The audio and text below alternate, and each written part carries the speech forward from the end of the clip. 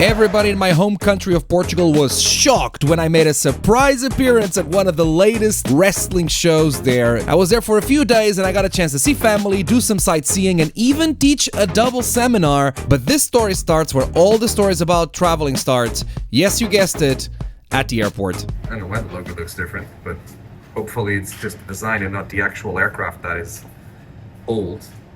What is that? Not the Virgin one. That. I never understood why these signs are tricolored. I don't get it. And it's always been like this throughout my entire existence. And it's not like the pixels are different. I've only seen this here. This is pretty. We don't get it.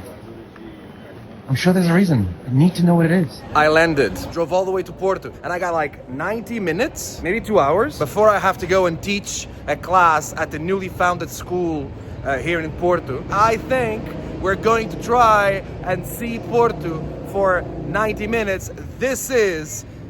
I need to brand it somehow. I need to find the name for it. This is the really quick Porto sightseeing by David Francisco. Check this out. This is me at Mercado do Bolhão, which is probably the most famous market in the entire country. Every time there's a reference to anyone that like sells in a market or something, this is the market that they're referencing. Here's Me by Rivoli, which is one of the most famous theaters here in Porto. In fact, it's part of one of the most famous songs in Portugal, like the lyrics mentions this theater. Here's me at Avenida dos Aliados, and that back there is the Porto City Hall. This is me at the most beautiful McDonald's in the world. Yes, this is a McDonald's. Here's me by the big Porto Cathedral. I would film it in front, by the entrance, but we don't have the time. Here's me by the tunnel that gets the subway, the metro out of the underground. You may think it's interesting, but it is, because it's by the Dom Luís Bridge. Here's me having a better angle of the same bridge that I was at. This is what it looks like, but it looked very different from up there, but that's the bridge where I was, and I was there. I gotta go. Here's me by the ramp I'm about to climb up to make all the way back up to where the city actually is. The city is not down here, the city is up there. Here's me at the top of the same hill telling you that my hamstrings have worked enough for the week and I don't need to do any more deadlifts. And this is me in Invicta Wrestling, where the school in Porto has just opened, and those are the guys that I'm gonna weed out of the business today.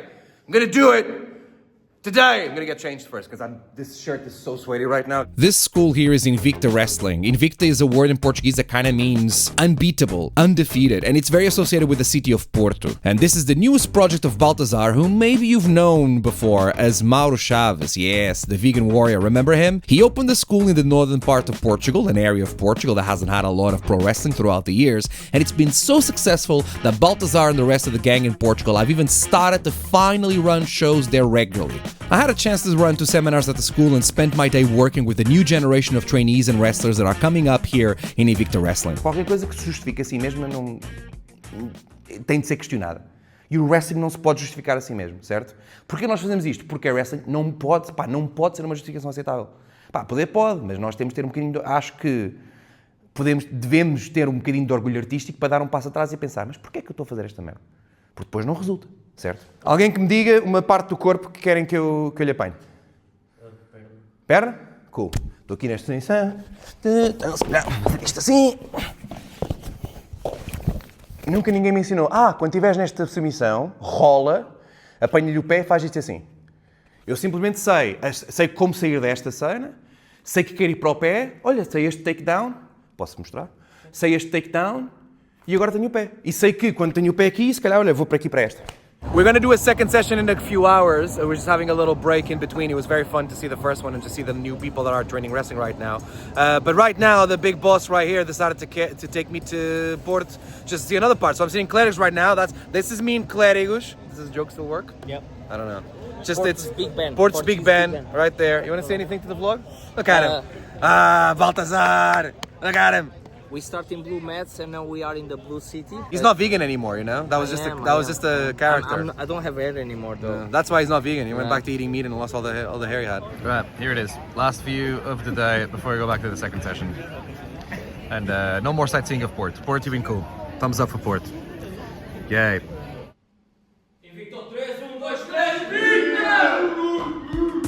After a great day in Porto, it was time to go back to my hometown of Lisbon. A lot was happening while I was there, like here. This is our parliament, and right in front of it, a free concert by one of the biggest names in Portuguese music, Rui Veloso.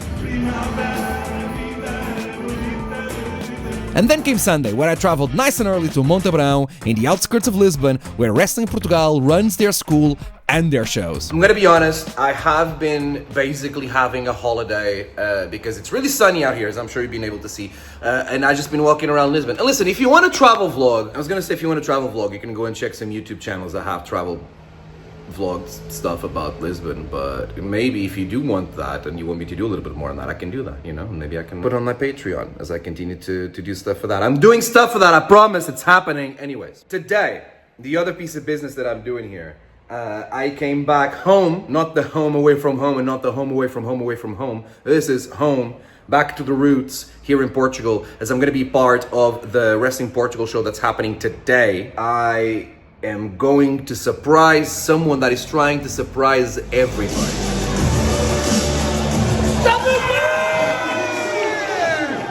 And then it was time. One of the hottest days of the year. I even sweat all my fake tan out. I made a surprise return to the place that made me the wrestler that I am today back in Portugal. Things are much bigger than they were when I left, which I don't know how that makes me feel.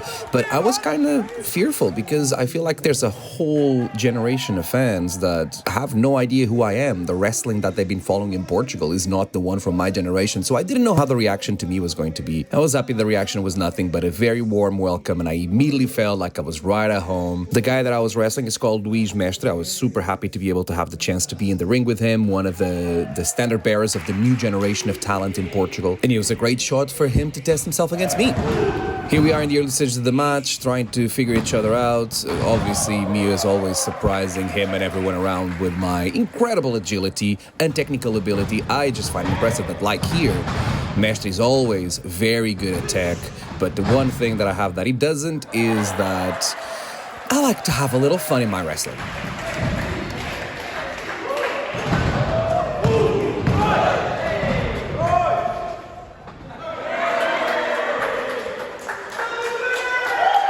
The master of psychological games right here. Sometimes the match is won in your mind way before it's won anywhere else. With this chop, he decided to escalate things a little bit. But you do not want to trade shots with a man that also calls himself Jeans Francisco, right?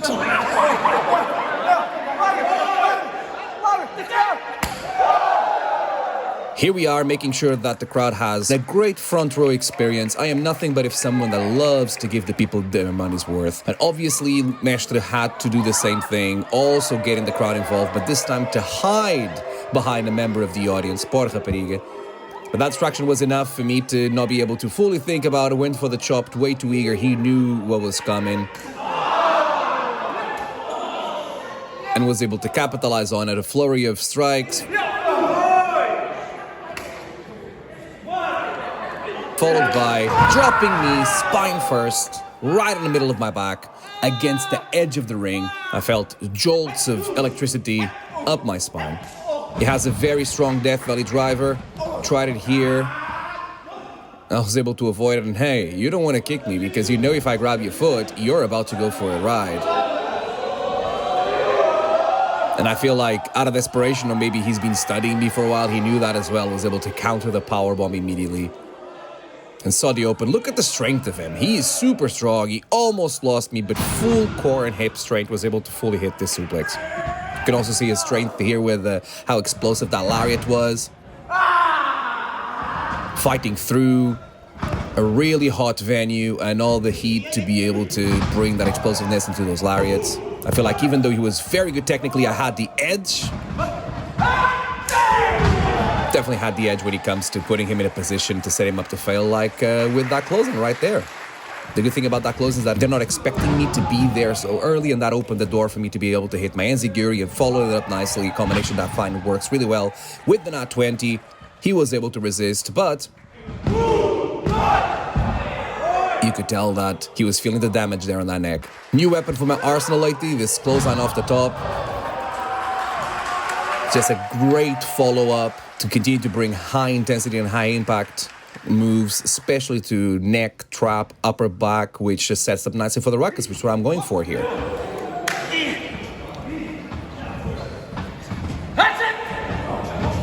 He saw the Rainmaker coming, and was able to hit that strike flurry of offense there, and finally goes for that definitely driver. Look at this. Look at how he holds me so precise, making sure that I land on my shoulder, side of my head. My ears were ringing, but I could still tell that I was in the match, and I was able to kick out. Mestre is known for his great elbow drop off the top. I was able to stop him and block him. And beautiful combination there, something that I've been drilling lately. A counter from off the top, straight into a setup to the Everstone kick. And then I was able to follow through, making sure that I knew I was in control, not giving him any space to breathe, straight into the crossface. That's the mask that Mestre's been using lately. He revealed himself as a masked man that's been attacking a lot of people at WP. He bit me out of the crossface and hits this cross-legged brainbuster. The crowd believed that was it, but you could hear that explosion. They knew that they were watching someone special. Mestre tried to use that mask and use the referee's distraction. Clearly, maybe they didn't have no intention of using the mask. He just saw that as an opening to distract the ref. Hit me with a low blow. That gave him the open to hit that elbow, and he did get the win, but a very questionable win. Anyways,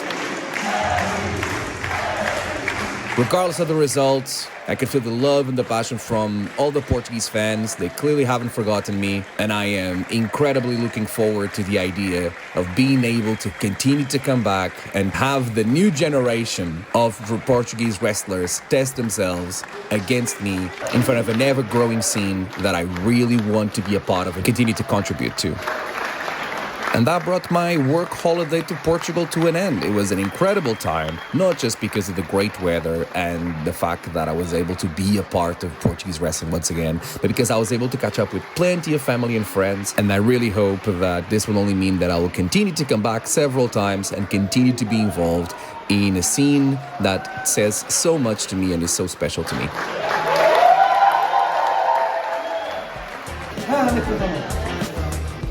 Oh, look at that. That's some sweet merch that you can get at davidfrancisco.net/merch. And check out what I've been up to lately in pro wrestling by clicking this video here on screen. I'll see you there.